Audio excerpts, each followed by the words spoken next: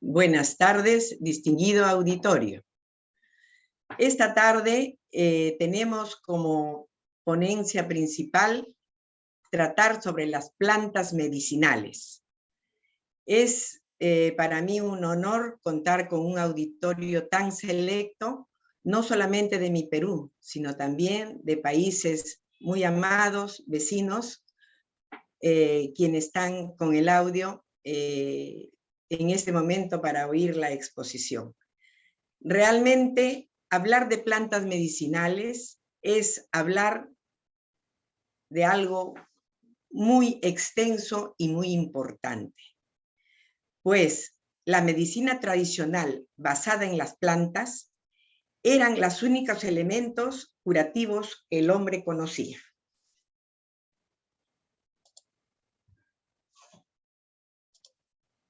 Nuestra exposición de hoy día trata de plantas medicinales del Perú. Versa sobre su taxonomía, ecogeografía y etnobotánica. Es decir, vamos a mencionar los nombres científicos de cada una de las plantas, lugar donde ellas se están desarrollando y cómo se está transmitiendo este uso de estas plantas medicinales.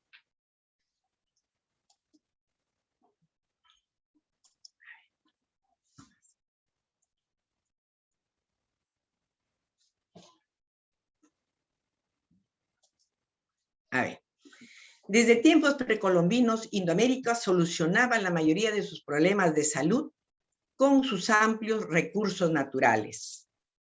Pues, desde siempre, el hombre lucha contra la enfermedad y la muerte y utiliza a las plantas medicinales como el remedio que el hombre recibió como un precioso don desde su aparición sobre la tierra.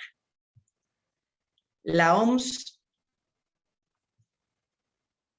en su estrategia Salud para Todos en el año 2000, reconoce la necesidad del uso de estos recursos y técnicas de la medicina tradicional.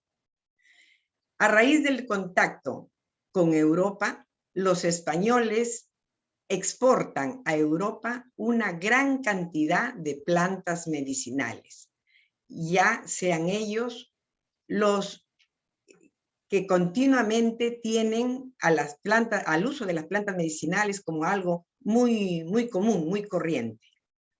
La primera visión del hombre primitivo fue cómo alimentarse, cómo vestirse, cómo protegerse de la intemperie y atender a su salud.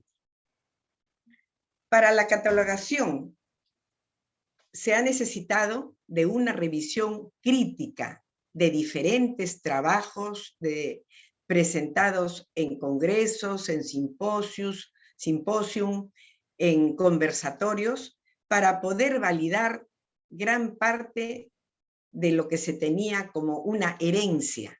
Porque hablar de plantas medicinales es como decir herencia. ¿Qué heredé de mis antepasados?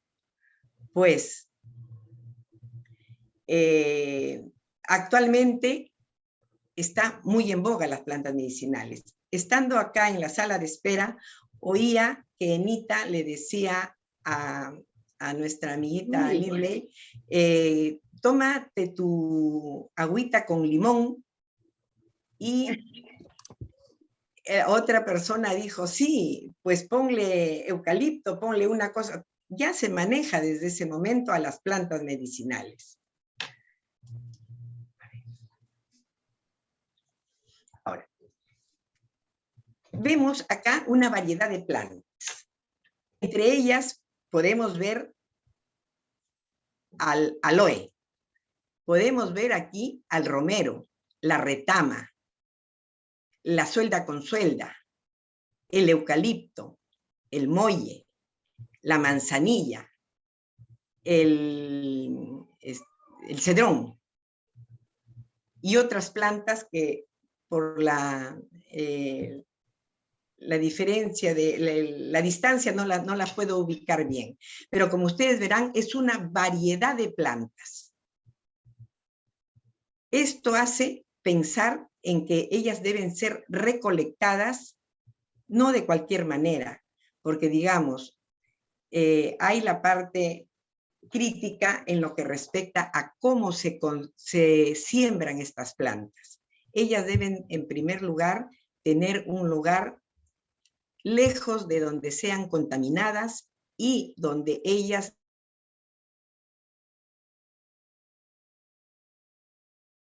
que tener en cuenta que estas plantas van a ser suministradas por el ser humano y al tener estos aditamentos van a ser nocivos para la salud. La recolección y cosecha de las plantas medicinales necesitan de pequeñas nociones sobre ubicación geográfica, estación climática, suelo, luz, etcétera, etcétera. Pero para comprender mejor la importancia que tiene una buena recolección, nosotros tenemos que tener mucho cuidado en lo que respecta a cómo estas plantas se van a recolectar. Pero antes a esto era tabú dentro de los médicos el poder hablar de plantas medicinales. Ellos estaban prácticamente prohibidos de indicar un eucalipto, una manzanilla, un anís, etcétera, porque corrían el riesgo de que ser catalogados como chamanes o brujos.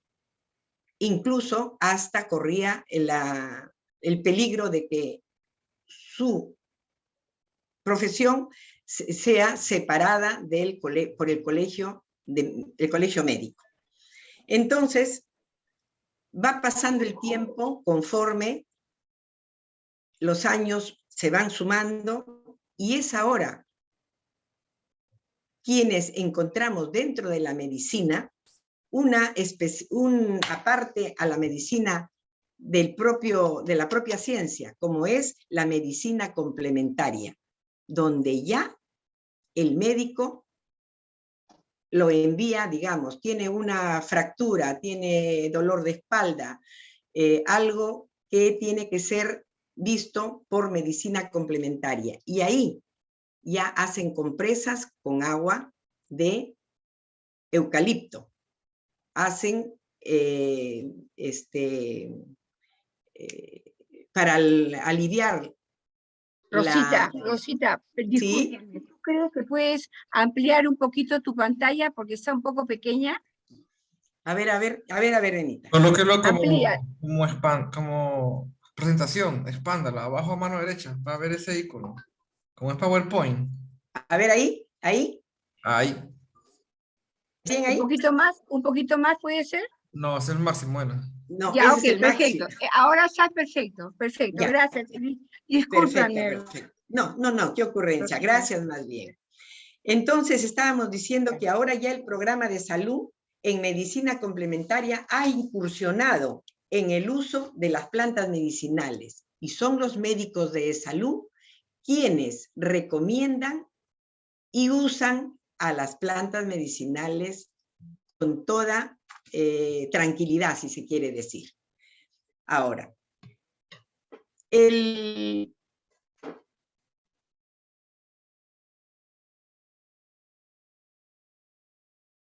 para el sitio donde estas plantas están ubicadas.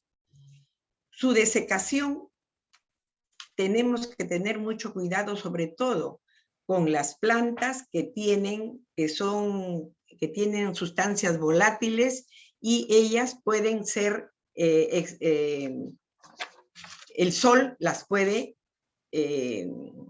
anular esa sustancia, como son en las plantas aromáticas. Entonces, el principal problema que se presenta en primera instancia son que no están establecidas las dosis. Ese es el gran problema en el uso de las plantas medicinales.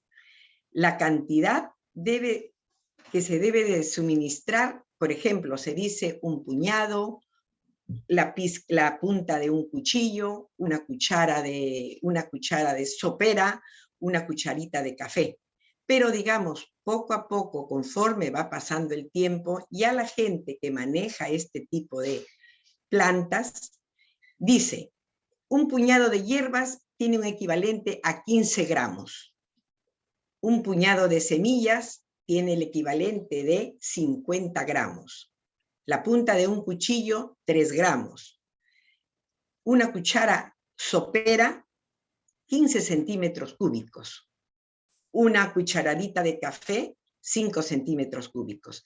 Esto, estimado auditorio, es, digamos, un aproximado, no es exacto, no es como la medicina que tenemos nosotros, una cápsula de un antibiótico que son de 50 miligramos, sabemos que 50 miligramos está suministrando el organismo, mas no así con las plantas medicinales.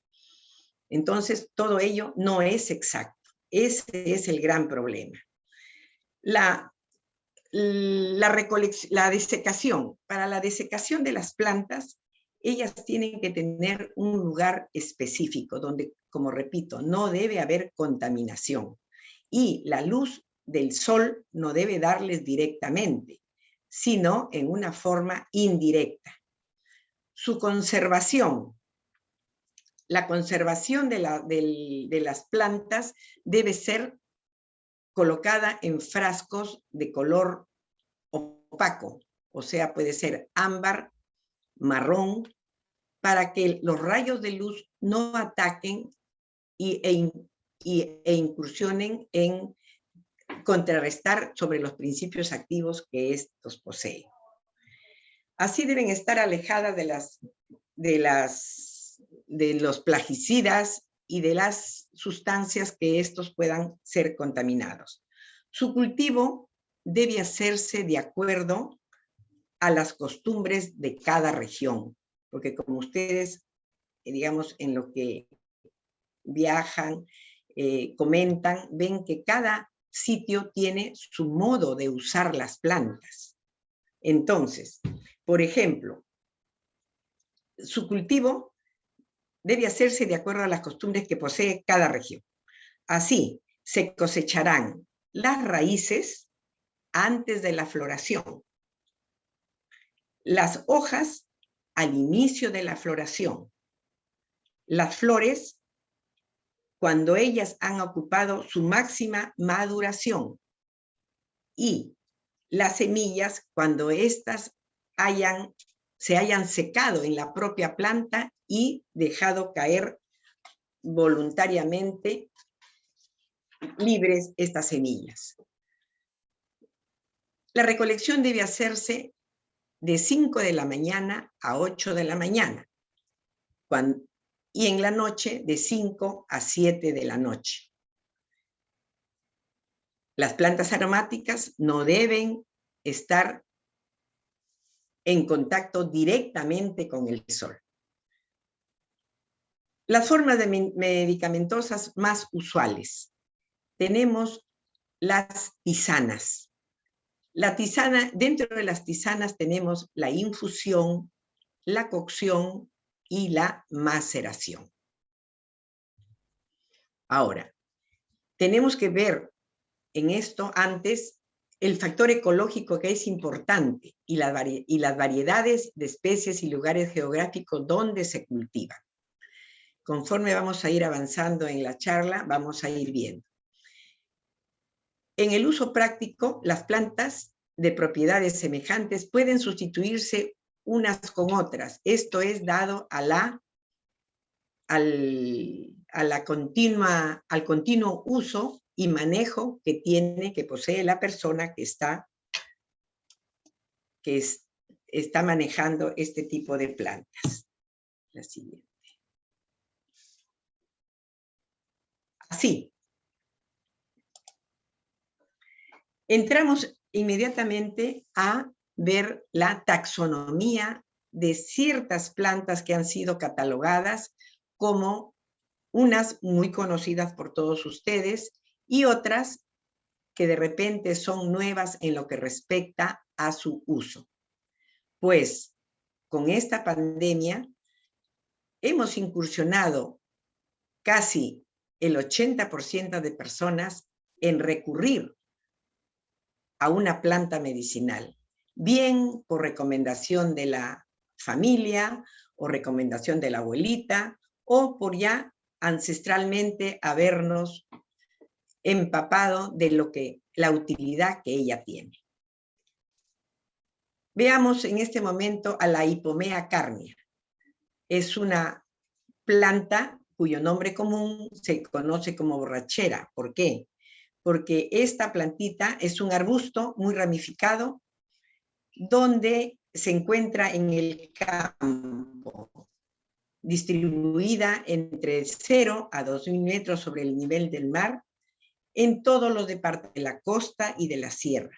Entonces sabemos de que en costa y sierra existen los rebaños y el pastor va con sus ovejas y estos animalitos incursionan en comer esta planta. Llegado un momento que están así yendo de un lado hacia otro. ¿Por qué? Por la cantidad de esta borrachera, ¿no?, que ha comido la oveja y ha consumido una sustancia tóxica, un alcaloide, que le ha provocado una embriaguez. Ahora, hay personas que también la toman, ¿no? Las hojas la toman como un té para sentir alucinaciones. Y aparte de ello, aparte que se alucina, le está también sirviendo como purgante. El látex que posee esta hipomea sirve también para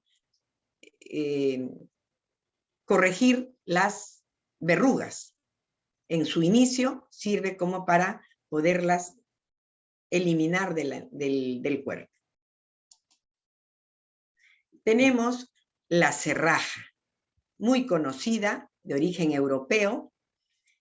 En el Perú está presente en la costa y sierra, incluyéndose que vive entre los 5 a los 3.000 metros sobre el nivel del mar. Es una hierba anual, latescente, y aquí verán ustedes, dice cerraja sonchus oleraceos de la familia Asteraceae, antes conocida como las compuestas, pero estudiosos separan a estas compuestas en dos, las que tienen látex y las que no tienen. Entonces, este sonchus, como ustedes verán, la flor parece un sol, ¿no? Las flores liguladas que están alrededor parecen los rayos del sol, y el centro está con estas flores liguladas mucho más pequeñas que han convenido incluirlas dentro de cambiar el nombre de compuestas o composite por Asteraceae. ¿Qué se usa de la cerraja? Se usa el tallo y las hojas. Es muy común combatir con esta planta las afecciones hepáticas. Es antidiarreica, antiespasmódica. Aparte de ello, es carminativa, es decir, elimina gases del estómago y los intestinos. Es depurativa, quiere decir que modifica los humores, emoliente para enfermedades de la piel, orzuelos, úlceras estomacales. Es una plantita que nosotros la vemos muy común en los jardines. Luego tenemos la cucharilla o saltaperico, Oreocalis grandiflora, perteneciente a la familia Proteaceae. Este es un arbusto o un árbol pequeño pruinoso. Pruinoso quiere decir que es algo así como afelpado, como aterciopelado, todo el árbol. De 6 metros de alto, poco ramificado y de flores muy vistosas. Vive en suelos ligeramente ácidos, de contenido de materia orgánica arcilloso. Y está presente en bosques dentro de los 1.500 a los 4.000 metros sobre el nivel del mar. Y tiene la particularidad de florecer todo el año. ¿Qué se usa de esta cucharilla o saltaperico? Se usa las flores y las hojas. Se prepara en infusión. Ahora, Esas eran las formas medicamentosas, ya que hablé de infusión dentro de las tisanas. La infusión la hacemos realmente casi nosotros todos los días con las bolsitas filtrantes, bien sea de anís, de manzanilla, de coca, etc. Una infusión es lo más común y lo más fácil de poderlo hacer. La cocción, en cambio, que está dentro de las tisanas, tiene que ponerse la planta para que ésta, en agua fría, empiece a ebullir y tener un cocimiento de más o menos entre 10 minutos a 15 o 30 minutos si fuese una raíz. Y dentro de las tisanas también tenemos a la maceración. Maceración es la extracción mediante el contacto frío con disolvente como agua, alcohol, cañazo, vino, etc. Esto, para que se realice una maceración con todas sus características, debe colocarse bien el tallo o la raíz cortada en cuadritos para que pueda concentrarse bien el líquido en el cual está sumergido. Tenemos a la conmelina erecta, o también llamada orejita de ratón. No está, dice acá, Schullaria corne, pero si nosotros vemos, simulan a unas orejitas de ratón perfectamente identificadas como tal. Ella vive en suelos arcillosos y crece en lugares húmedos. Se encuentra entre 0 metros sobre el nivel del mar hasta 3.500 y la podemos encontrar en casi todo el Perú. Y por suerte, florece todo el año. Esta hierbita anual es procumbente ascendente. ¿Qué quiere decir? Que se encuentra, digamos, en el camino y encuentra una piedra, conforme va creciendo, sube la piedra y baja, pero ella no se queda rastreando el piso, sino inmediatamente como que siente que va a tener base de suelo, empieza a ser ascendente. De ahí que se le diga por ello procumbente ascendente. Es algo carnosa sus flores y sus hojas son sésiles, alternas. Fruto es una cápsula. ¿Qué parte se utiliza de esta orejita de ratón? El tallo, las hojas y la semilla. De ellos se usa en forma de infusión y de cocción. Tiene como utilidad medicinal que es diurética y emoliente. El cocimiento de las hojas en casos de inflamación intestinal. Los naturales la usan con mucha frecuencia, sobre todo para la inflamación intestinal. Luego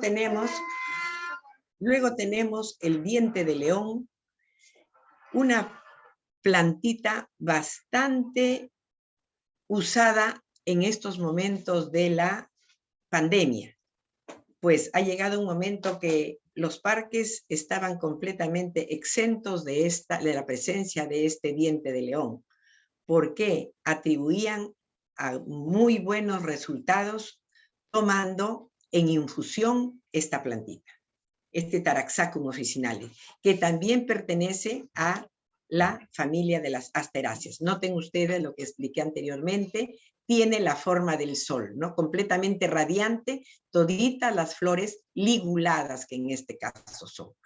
Noten ustedes, ya vamos a ver con la manzanilla, que es de la misma familia, pero la distribución de las flores hay un centro y hay un borde. Ya les explicaré cuando lleguemos a la manzanilla.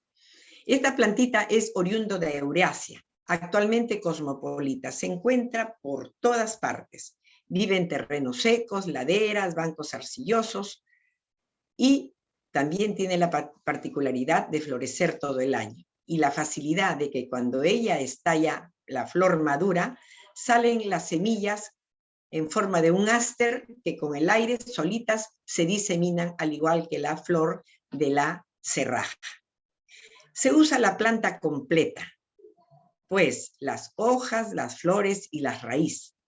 La raíz es muy buena contra los cálculos biliares, pues hay reporte en tesis de que machacando la raíz, es decir, sacando la raíz, limpiándola completamente de la tierra, se coloca en un mortero y se hace una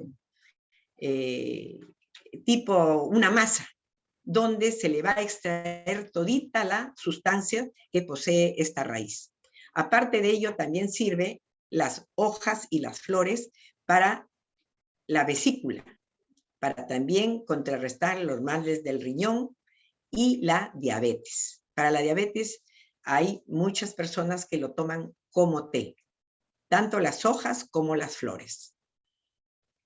Ahora, esta es una planta cespitosa. ¿Cespitosa por qué? Porque está a ras del suelo, pero hay sitios, ya hemos visto, que de acuerdo a la ecología del terreno, sitios donde la planta se yergue más o menos a medio metro de alto.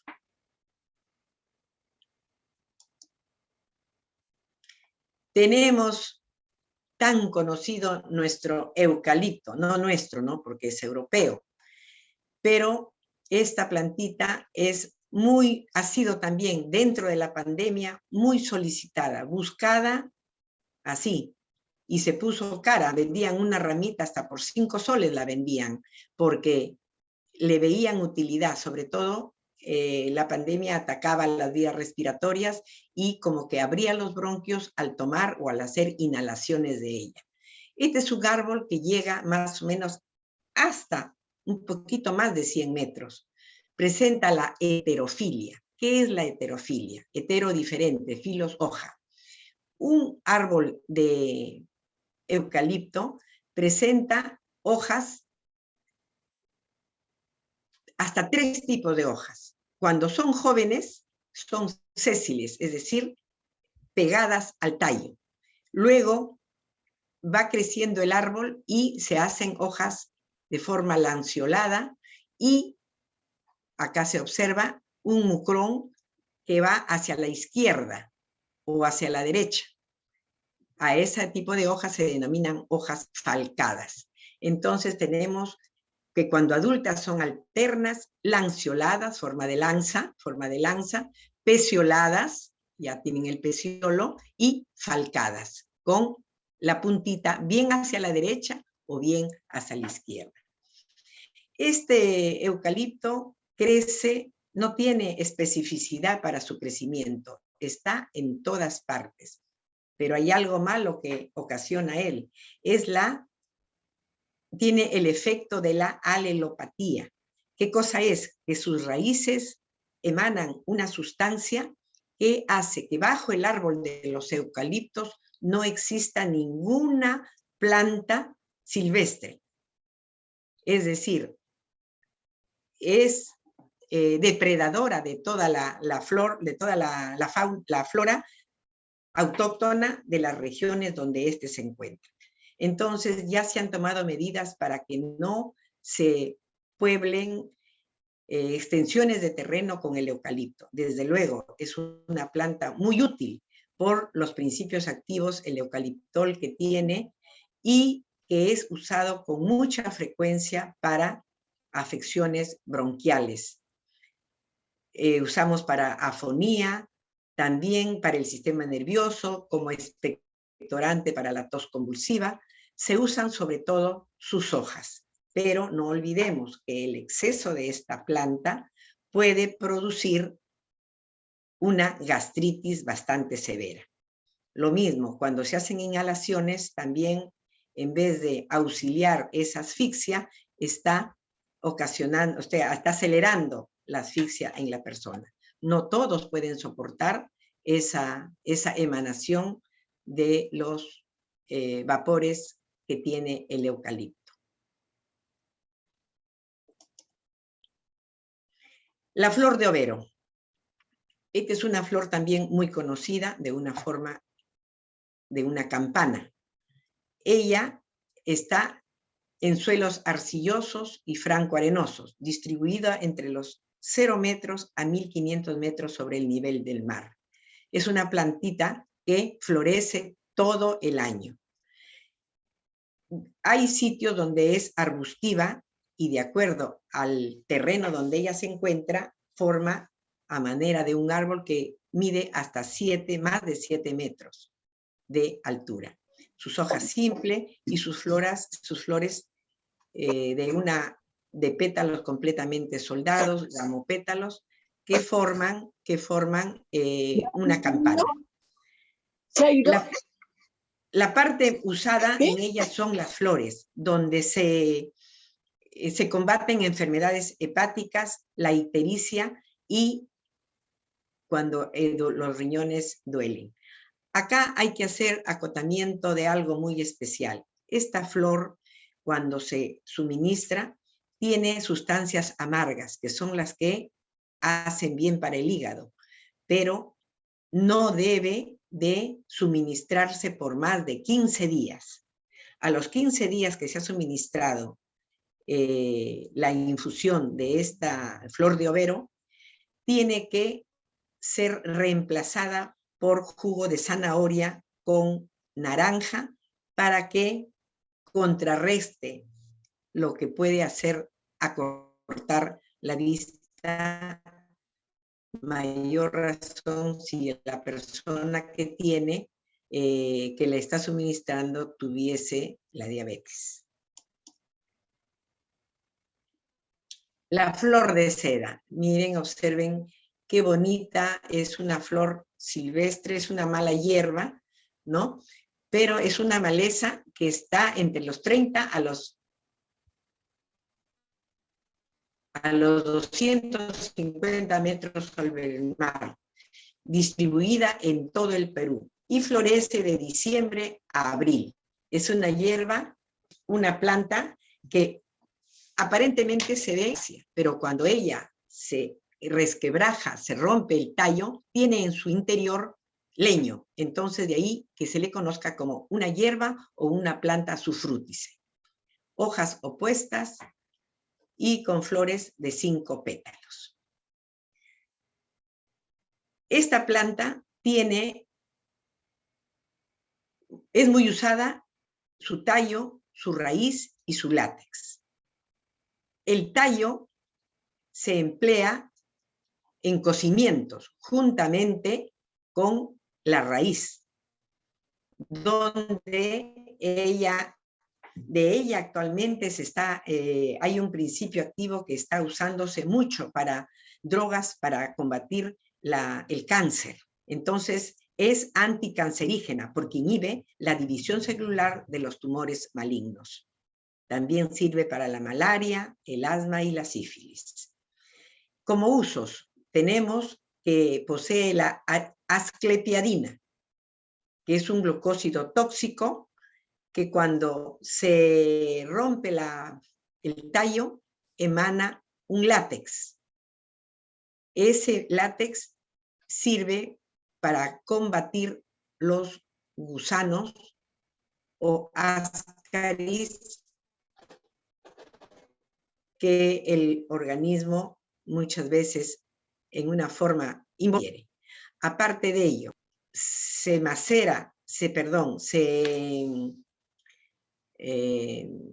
utiliza de toda la planta a modo de un excelente veneno para ratas. Es decir, se le sacan las sustancias de las hojas y ellas van a servir, se colocan en diferentes sitios donde hayan las madrigueras de estos animales y el olor las ahuyenta inmediatamente. Esta es la flor de seda. Tenemos, miren ustedes, el frijolito o frijol de palo, o también frijol mantecoso, muy usado muchas veces cuando uno hace arroz con alverjitas o también lo matiza con el frijol mantecoso. Este Cajanus cajan, pertenece a la familia Fabaceae, antes conocidas como plantitas que estaban distribuidas en una forma sin ningún uso y beneficio. Nosotros hemos incursionado en el cultivo en la universidad de esta planta, donde se ha hecho ya muy conocido este frejol mantecoso. Es un arbusto de más de 3 metros, con sus hojas alternas, y su fruto es una legumbre. El fruto, porque miren, la legumbre es, imaginémonos, una vaina de alberja. El fruto es la vaina que nosotros desechamos, y la alberja, la que suministramos, es la semilla.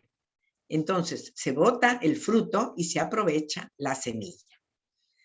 Esta plantita prefiere suelos arcillosos, arenosos o rocosos. De ellas se usan las hojas, las flores y los frutos.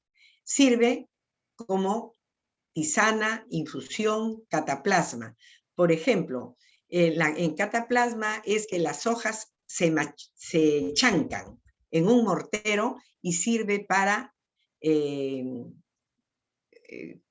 corregir ciertos males de la espalda, como es los dolores de la espalda.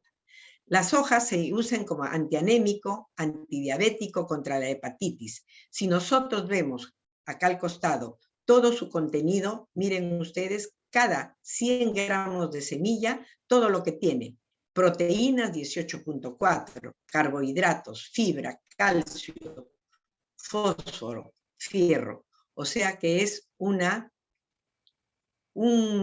planta de bastante utilidad. Y por suerte florece todo el año. Y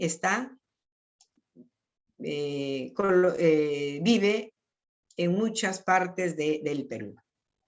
Vemos ahora a la hierbaluisa. ¿Quién no conoce hierbaluisa o quién no ha tomado hierbaluisa ahora tan usada en este frío que agobia realmente? Es el Cymbopogon citratus de la familia Poaceae. Antes eran gramíneas, pero los botánicos, siempre persuasivos en su estudio en dar más a la ciencia, se conoce como Poaceae, ya no gramíneas. Es una planta herbácea perenne que talla desde los 70 centímetros hasta el 1,5 metros. Pero hay algo muy curioso. Aquí en el Perú nadie habrá visto florecer una hierbaluisa. Esta planta es europea. Solamente podemos verle su inflorescencia en Europa, en el Perú no. Ahora me dirán ustedes entonces cómo se reproduce. Se reproduce vegetativamente por brotes que salen al costado de la planta. Entonces, en esa manera, vegetativamente, ella se prolifera. ¿Qué se usan de la hierbaluisa? Se usa sus hojas y su raíz. Se prepara en cocimiento, en infusión, en jugo. Muy usada para la digestión, como demulcente, quiere decir que es que protege, una sustancia viscosa que protege localmente, digamos, el estómago, el hígado, y que tiene otras aplicaciones también como carminativa. ¿Qué cosa es? Que elimina los gases del estómago y los intestinos. Esa planta es muy usada y muy conocida por casi todo el mundo. También se emplea como antihelmíntica, antihemorroidal, y usada en perfumería, en sales de baño, cosméticos, y las hojas, de las hojas se obtiene la denominada citronela, que es el principio activo principal que tiene este Cymbopogon citrato, de la familia de las Poaceae. Y, repito, está distribuido en gran número en todos los departamentos, desde 20 metros sobre el nivel del mar hasta los 2.000 metros. Acá está la conocida manzanilla. Les decía que a diferencia del diente de león, donde todas estas florecitas liguladas que son amarillas están en toda la flor, entonces vemos nosotros que el diente de león, si nosotros lo trozamos, vamos a encontrar látex.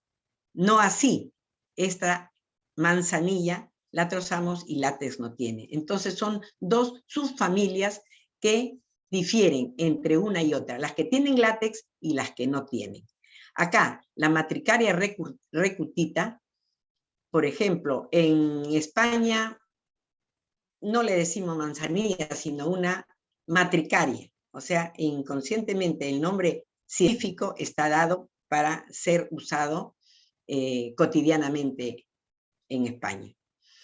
Acá se denomina manzanilla, de la familia de las asteráceas. Es oriunda de Europa. Y esta fue una de las primeras plantas que, como dijimos al inicio de la charla, fueron traídas por los españoles y difundidas. Tan es así que está difundida por muchos sitios del mundo. Es una hierba anual, aromática, glabra, de flores dispuestas en cabezuelas, capítulos o cabezuelas. Ahora, la parte más usada en esto, acá obvié, pero se usan las hojas, las flores y las semillas. Las hojas son, antiguamente se usaba antes de dar a luz a la parturienta, le ponían un enema, que era de hojas de la manzanilla. Entonces servía como para agilizar el parto y que la futura madre esté con el estómago vacío y pueda tranquilamente dar a luz normal, cosa que ahora es muy difícil y raro que una madre joven esté dando a luz, sin necesitar de la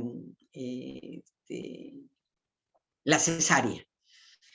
Esta es una plantita que sirve antiespasmódica, carminativa, digestiva y antiinflamatoria.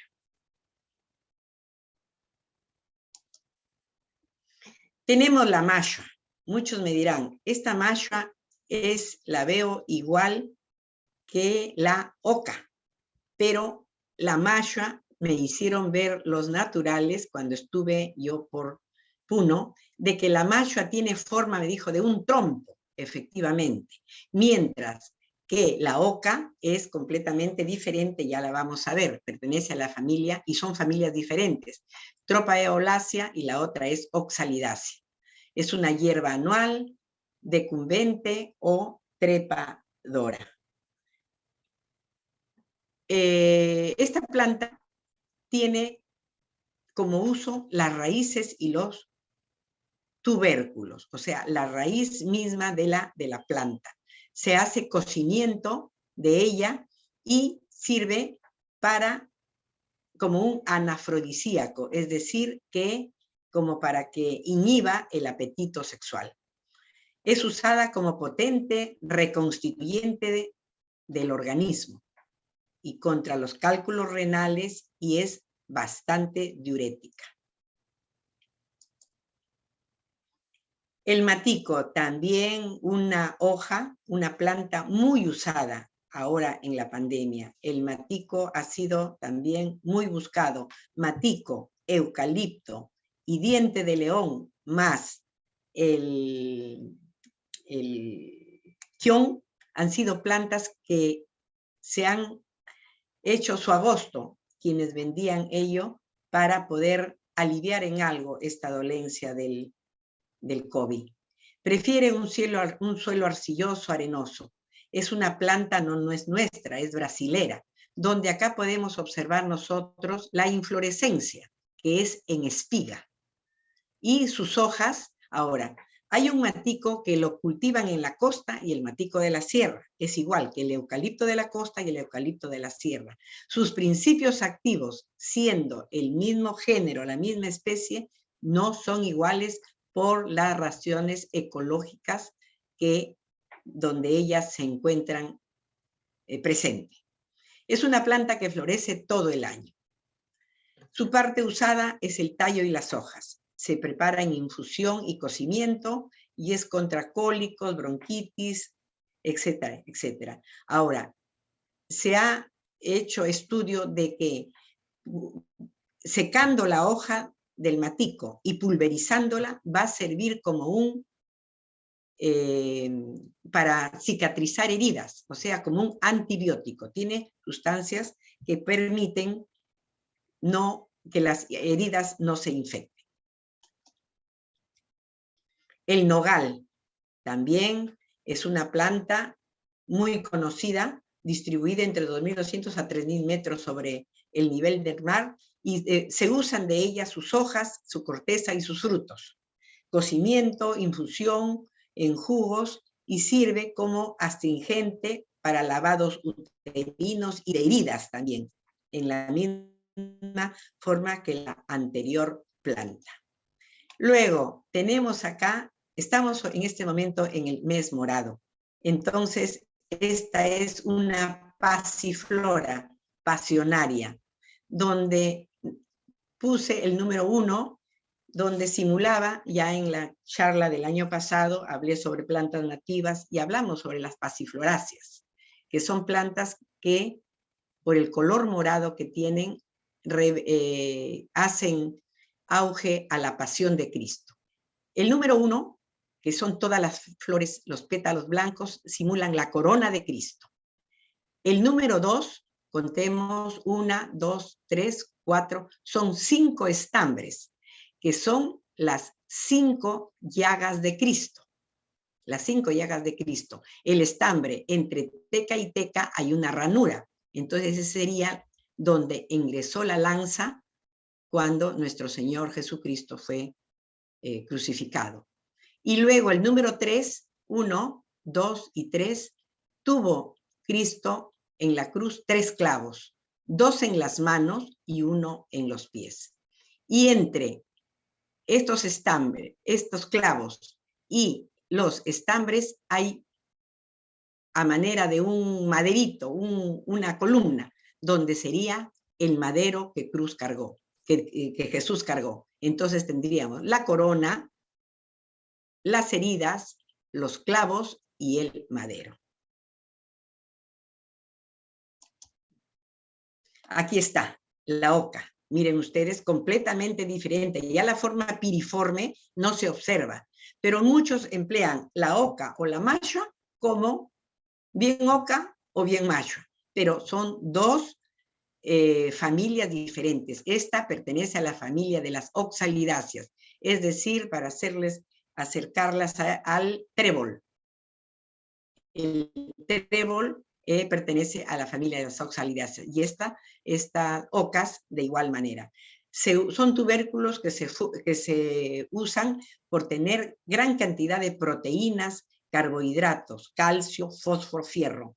Las hojas también se usan como cataplasma. Se trituran las hojas, se colocan entre dos telitas y se colocan en la espalda o en la parte donde está afectada. Acá tenemos otra pasiflora, otra pasiflorácea, es el poroporo, que son como unos tumbitos, es una planta, un fruto que existe aquí en el norte, el tumbo, que pertenece a esta misma familia. Pero estos son en una forma abayada, como decir, del tamaño de una yuca pequeña, en esa forma, y interiormente posee un gran número de semillas con un arilo completamente dulceíno que va a ser muy agradable y rico y utilizado como fruta. Este poroporo se usa su fruto. El fruto es muy bueno para las personas que poseen azúcar en la diabetes. Las hojas y la raíz también en cocimiento, jarabes e infusión. Se usa para afecciones de los pulmones, los cálculos renales, vías urinarias y también para combatir los gusanos. Zapote, ya vamos a acabar. El zapote es un árbol Antes esta planta era muy, o sea, menospreciada, se podía decir. Los únicos que la aprovechaban eran los zorros. Por ejemplo, aquí en Trujillo tenemos el Cerro Campana, en cuya base se encuentra gran cantidad de, antes denominado como Caparis angulata, ya cambió de nombre, Colicodendron scabridum. El zapote era comido solamente por los zorros, pero se prepara en infusión y cocimiento y tiene efectos antialérgicos, hipertensores y antihemorrágicos. O sea, como verán, la ciencia sigue, el estudio sigue avanzando y dándonos sorpresas cada día. El suelda con suelda.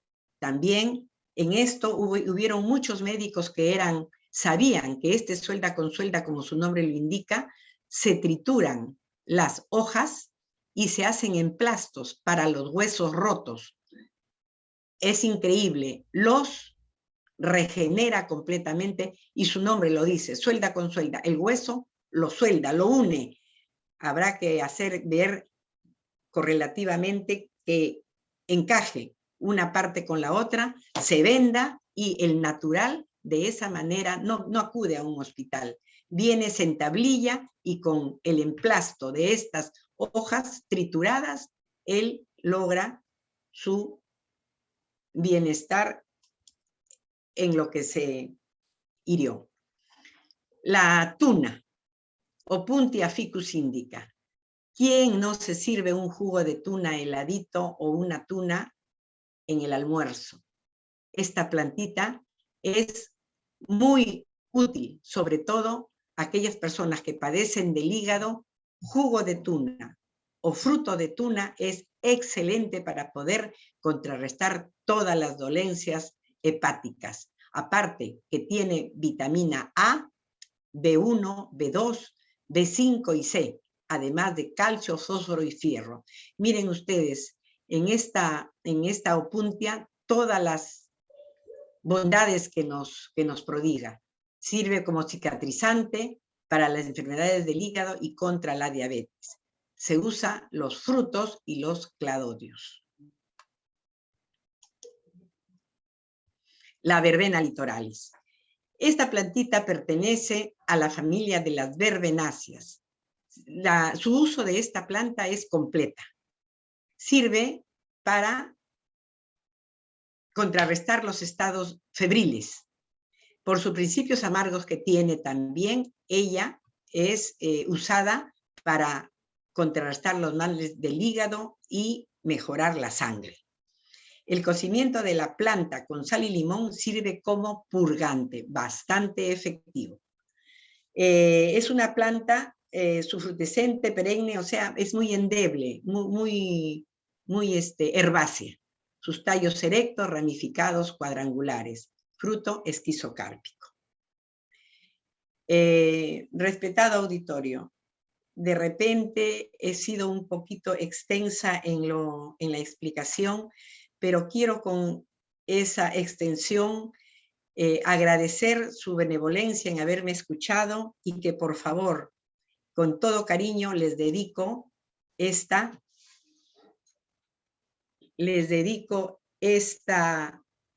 poesía que no encontré mejor momento de poderla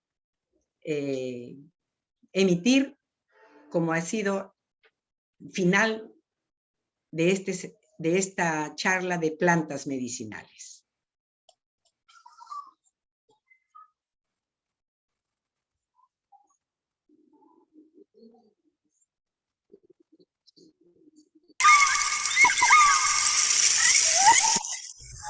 Poema de María Sabina, curandera y chamana mazateca, Oaxaca.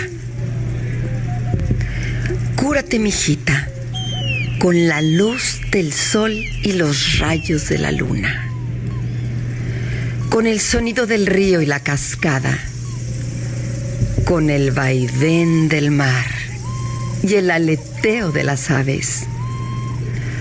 Cúrate, mijita, con las hojas de la menta y la hierbabuena, con el nem y el eucalipto. Endúlzate con lavanda, romero y manzanilla. Abrázate con el grano de cacao y un toque de canela. Ponle amor al té en lugar de azúcar y tómalo mirando las estrellas. Cúrate, mijita, con los besos que te da el viento y los abrazos de la lluvia. Hazte fuerte con los pies descalzos en la tierra y con todo lo que de ella nace. Vuélvete cada día más lista, haciendo caso a tu intuición, mirando el mundo con el ojito de tu frente. Salta, baila, canta, para que vivas más feliz. Cúrate, mijita, con amor bonito. Y recuerda siempre, tú eres la medicina.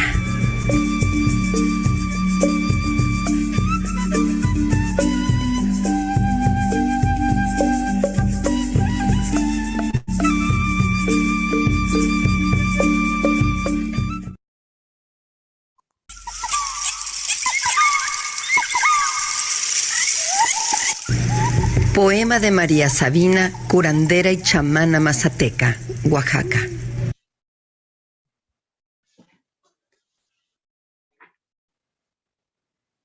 Muchas gracias.